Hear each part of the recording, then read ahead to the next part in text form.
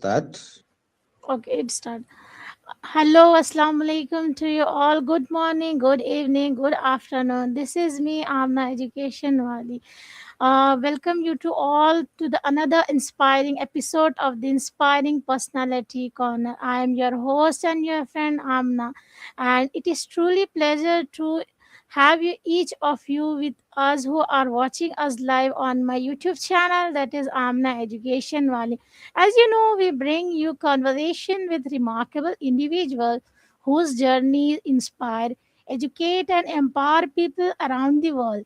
Today, it is our great privilege and honor to welcome a distinguished educator from Botswana, none other than Mr. Mothusi Keitirile. I hope so. I am pronouncing it right. So the sir served as a dedicated teacher at Reuben Mpabanga Primary School under the Ministry of Children Welfare and Basic Education in Botswana. He holds a master degree in educational management and bring impressive 23 years of teaching experience, having served in rural, village, and urban schools. His rich experience, unwavering commitment to the quality education and passion for lifelong journey. And so I'm very humble and honored to welcome Sir from Botswana, Sir Muteso. So hello, sir. Good morning. How are you? Good morning, madam. It's a pleasure to be on your show, and I'm happy you pronounce the name correctly. My name you pronounce correctly. You Okay. struggled on the school name. It's a hard name, but I will give you A plus on that. You pronounce it well. Um, like I said, it's a pleasure to be on your show to share my experience as a teacher. My full names are Mothusi Keitirile. Uh, I've got 22, I'm on the 23rd year as a teacher in a primary school. I'm also part of the school management. I think I've been part of the school management for 17 years now, and looking forward to sharing my experience with you and your viewers. Thank you. Thank you so much, sir, for wonderful introduction. So, I would like to know the journey behind a common Muthosi person to becoming a educator. Thank you. For me, it's not a calling. I think I just stumbled into it, or I was driven into teaching by my parents, particularly by my mother, who was a teacher for about 31 or so years. Yes, for about 35 years. Yes, she has been a teacher for 35 years. So by the time I finished high school, the government wanted to sponsor me to go and study in South Africa. So South Africa is a neighboring country to our south. So she was not comfortable with me going outside the country at that age.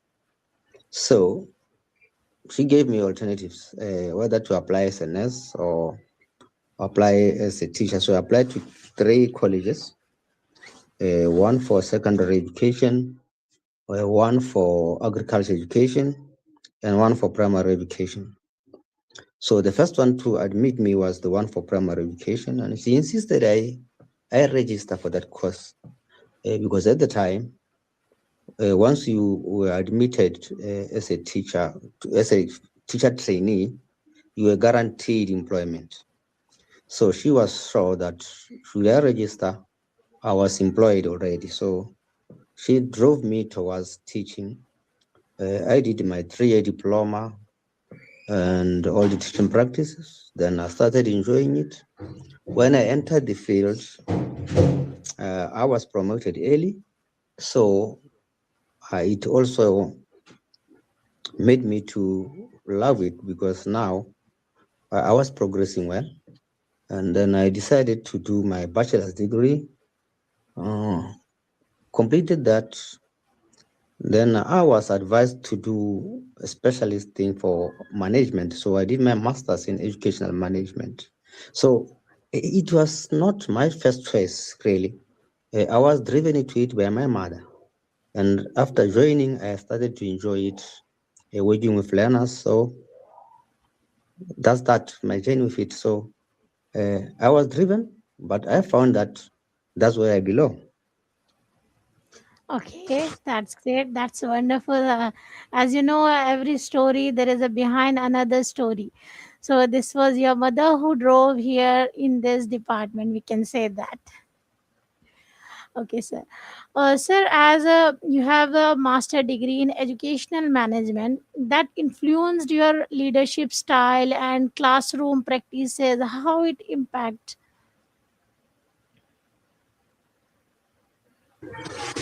Yeah, it helped me a lot in my management style.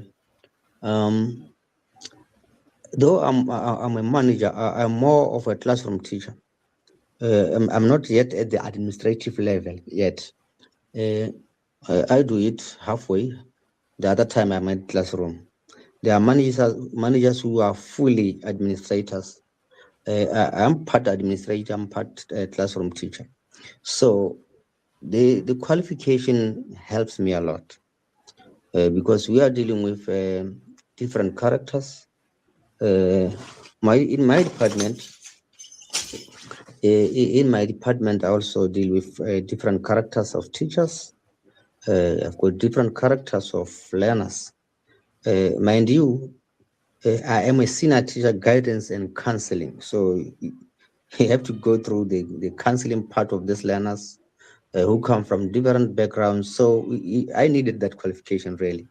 It helps, it makes it easier to manage the team that I lead. Okay.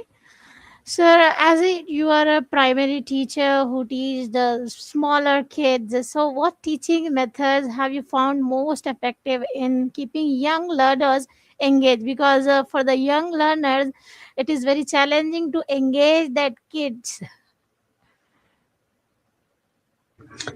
Indeed, it's challenging. Besides that, young learners are also very innocent. So True. they are also exploring things. So they need to be free in their learning. They have to be free also to approach elders with or whatever difficulty they might be having. So these young learners, first, they believe in teachers for starters. So whatever we do, whatever we say, they are easily impressionable. So we try by all means to pray to portray a positive thing, to portray uh, good manners, good characters, because they copy what we do, they believe in what we do, they even believe in us more than they do their parents. Even if their parents are teachers, if they are not their teacher, they will not agree to what their parents say. So they trust us more. So that's the challenge. So because then, if you are trusted by such impressionable minds, you have to be always on top of your game. You have to always present the correct, the factual, the positive stuff because you are molding other learners. Other than that, in terms of discipline, these young learners, they don't have much discipline problems because they are still young. Actually, whatever they do is guided by what we do or how we guide them. So the challenge is not that much. I feel for my counterparts in senior secondary school because there they deal with different kind of people. But at primary, is just to be as positive as we can, to be as helpful as we can, and to accept them because they are innocent. They don't know anything wrong or right. They don't know. Learners, young children don't discriminate. So we have to teach them not to discriminate. Uh, they are just young. They just believe in us. Thank you. Yeah, very true. You said right because young learners don't think like the adults one or the secondary students. Like, so, sir, as you teach the young learners, so what you teach them because they are very small and they are very young. So, what are the things they have to be taught to the young learners? Because I have also have the twins; they are also young learners. So, I am asking this question because What are the things we have to taught them in these early years? I didn't get the correct the question correctly. Uh, can you repeat it? Okay, I am saying that what are the things should be taught to the young learners at this stage?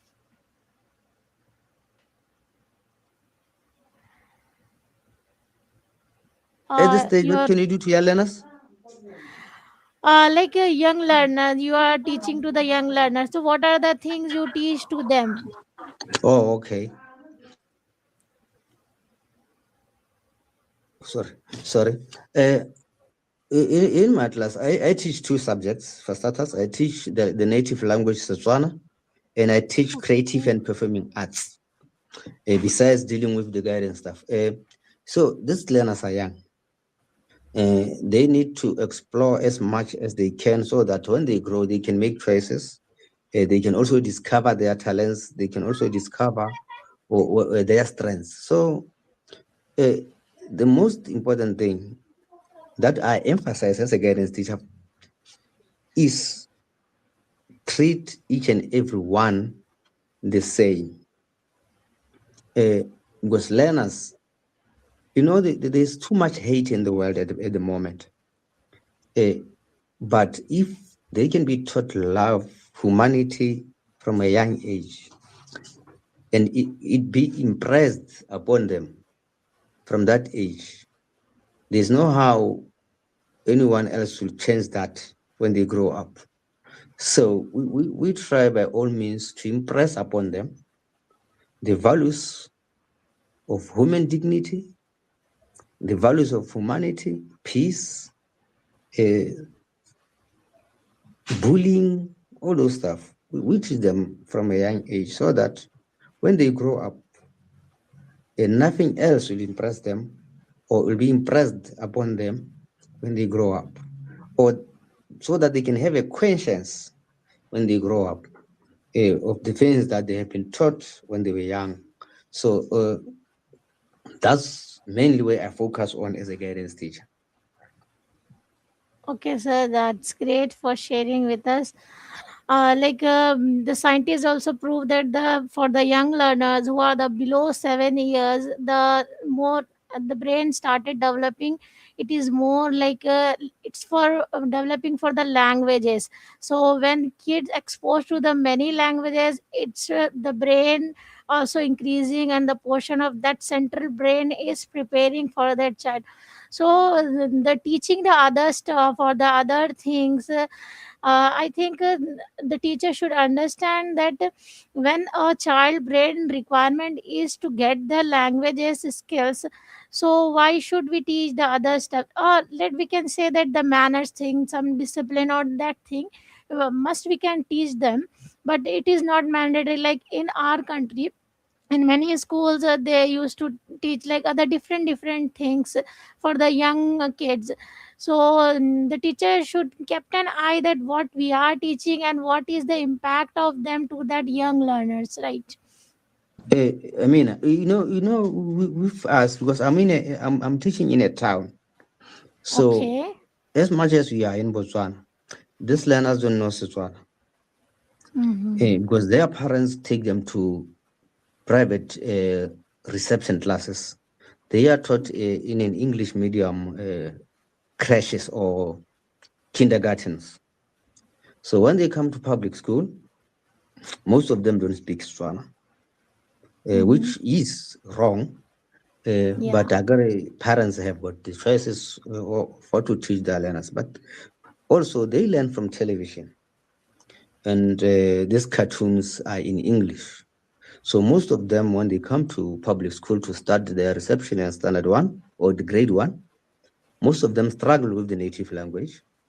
So they do well in English, then they do well in Setswana. So we struggle on that part. So uh, we are trying by all means so that they can get Setswana, because if they don't get this language, when they get to junior high school, they can do well in all the subjects, but they have to pass the Setswana with at least credit. If they don't get credit in Setswana, no matter what marks they get, they are going to be marked as fail.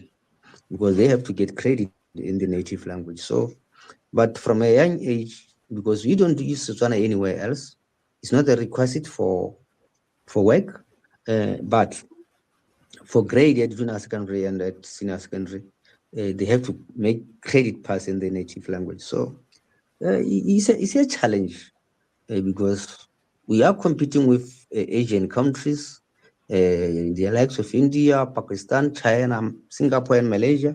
They are technologically advanced. So most of the parents want their children to start early in those things, and they neglect the language. So my children are far more advanced in technology than I am, because they learned it, some from TV and from the gadget that we bought them. But in classroom, as a Swana teacher, I struggle with the language. Yes.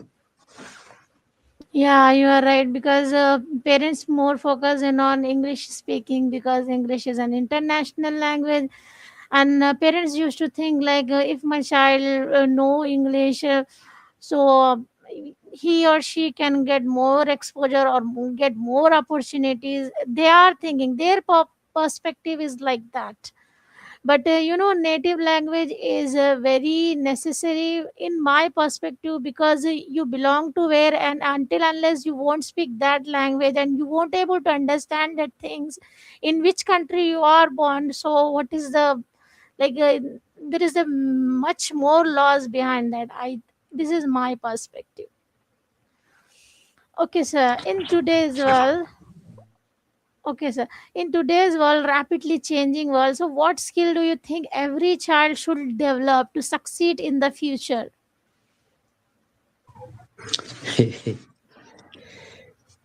Today's world and it's fast changing. Technology is there's nothing else but technology.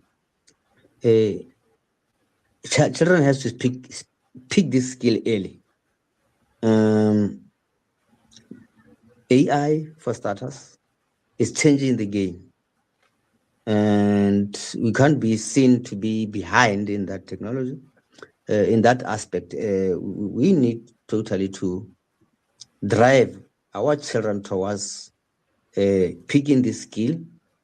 Computers, gadgets, they have to be uh, technologically savvy. Otherwise, they will never catch up. We are lucky in that regard. In my school, we are trying. We've got coding clubs where they learn these things. And because I'm also in a town, they are much better than where I was 6 years back. 6 years ago, I was in a rural area 6 years ago, and those ones are way behind. And I think it's going to take a lot of time for them to catch up. And because we are also in a global village, like I said, we are competing with the Asian countries are way ahead of the rest. I am that one, I'm sure. The Middle Eastern country are way ahead of us. So that's the skill as countries like Botswana where we need to drive our children towards. Yeah, very true, sir. Because in the technology era, as soon as the kids get to used to it, as everything has their pros and cons, these are the parents, the mentors, and the teachers' duty that the positive usage of that technology should be used. How to use that, we have to teach to kids, right?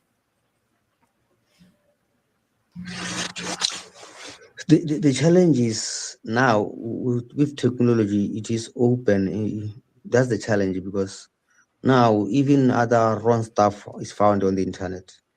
So as much as we need to go towards the use of it, we are also have to be careful and very restrictive on what these learners get access to. Well, lessons like or teachings like the AI stuff is okay, but the internet generally is wrong. Is where maybe these learners get derailed because the internet normally is not controlled. In our country, it is open, and they can access anything anytime. That is wrong. That way, is technology really is messing the minds of these learners. but in a controlled way, where they are taught how to use this other AI stuff. I think they say, what do you call them? The AI tools, yes, the AI tools, and the search engine, how to search for information, and on Google and or any other search engine. That's why it is very, very, very useful. Unfortunately, uh, uh, there are those evil people who post stuff on the internet, who recruit young children to do drugs, prostitution, and the likes.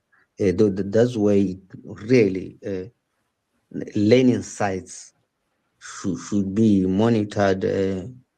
Internet should be controlled, monitored, supervised. Also, parents and teachers, whenever these learners are given the gadgets to study, whether home or at school, they should be able to put some measures on what these learners can access. Parental control measures on the gadgets, and so that it can be used for education only and not to access any other stuff. You are right, sir. As parents get the controls, and at kids till the age he or she get the knowledge of that this is the right and this is the wrong, the parents and the other people have to like mentor or teacher have to look after them, that what they are sticking to it is, are they using it properly in a positive way or a negative way, right? So as my question, next question would be like, technology and artificial intelligence are transforming education worldwide. Everyone is saying the AI will replace all the things and AI will take that. So how do you see this tool shaping the future of education? Will AI will take the uh, teachers' jobs or something, or what do you think? There is no how you cannot use AI tools. There's totally no how we cannot use it. There's no how also how it will take. It needs to be propped. To use AI, someone has to prop it. He has to give it proper prop. Those where teachers are, and they also have to use it as a supplementary or a tool to help them teach. So I don't think it will ever take the human aspect from it. It will never take teachers' jobs. What it's going to do is going to make it easier.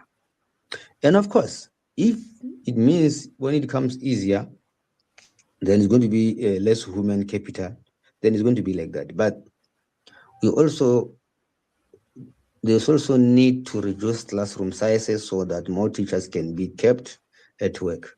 But AI is not going to take teachers' jobs. No, I don't think so. It is going to improve it as it is doing. It's going to improve it.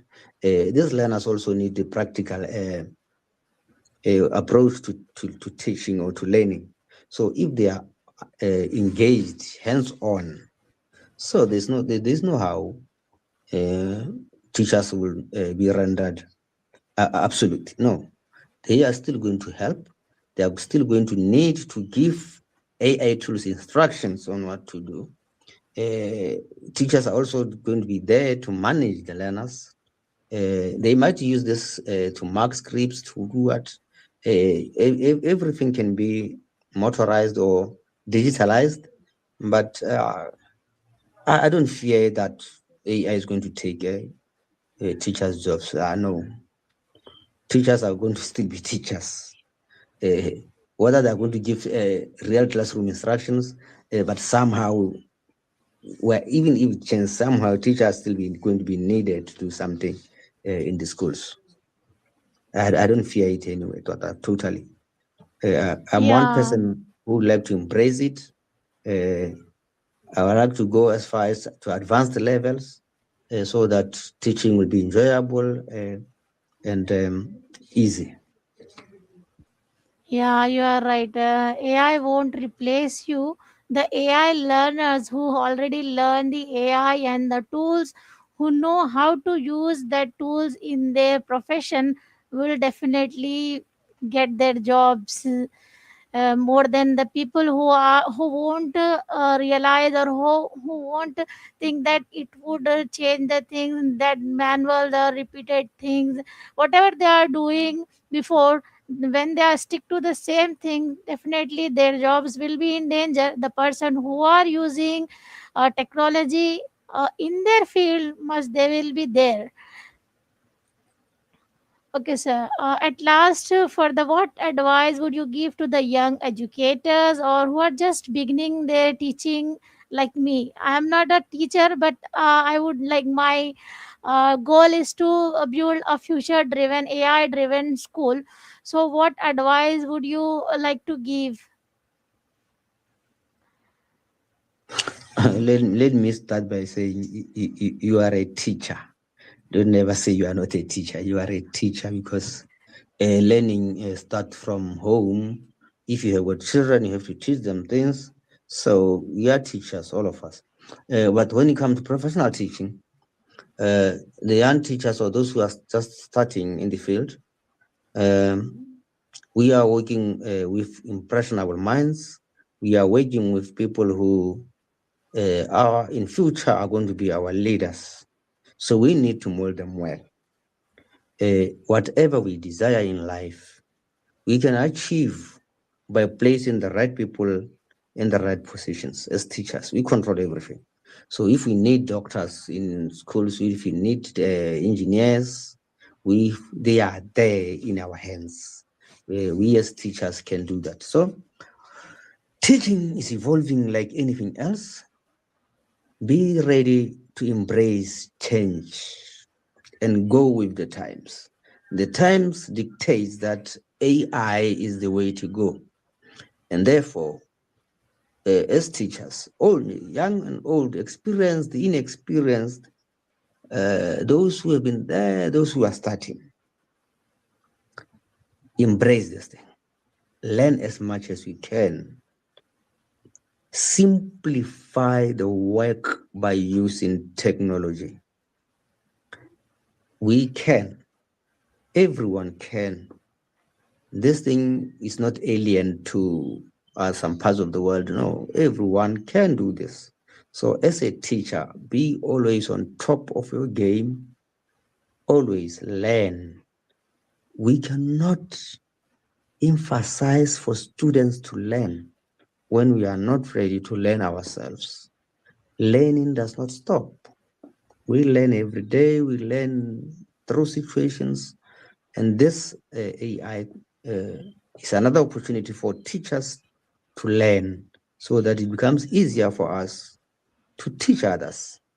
Uh, but most of all, we are dealing with the human brain, character of different characters. Let's be patient with them. These are our future. Thank you. Thank you so much, sir, for sharing your inspiring journey, valuable experience. Your passion for shaping young minds are truly inspiring. We are confident that your words will encourage educators, parents, and students, and the future leaders around the world who are watching through my platform. So, I would like to express our sincere gratitude for your time, wisdom, and generosity. Thank you so much, sir. Thank you very much. Thank you very much. Every time I'm asked questions about teaching, I learn something because it reminds me, it takes me back to the classrooms, and I see where I have derailed. So I try to correct those things, especially when I talk of young learners. Always, because right now they are on the winter break, I'm missing them. So every time I'm interviewed, I'm always thinking of what I'm going to do when they return or when I go back to class. So these interviews are also very helpful. They keep me reminded of the duty that we carry as teachers. So I'm thankful as well. Uh, Enjoy the day. Okay, thank you so much. Thank you to all the viewers and the listeners who are the part of today's conversation. Let's meet in another podcast. Until then, signing off. Allah Hafiz. Bye bye.